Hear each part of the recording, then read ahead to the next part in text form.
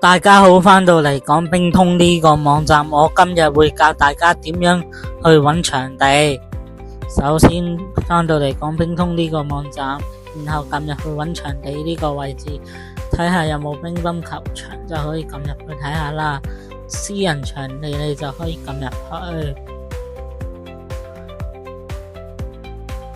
你會見到有呢啲場地，咁你就可以撳入去揾呢啲場地啦。點樣 book 呢？就要睇下預約場地啦，睇你想約幾時啦。譬如星期一佢仲有一個位喎，咁你就可以撳入去啦。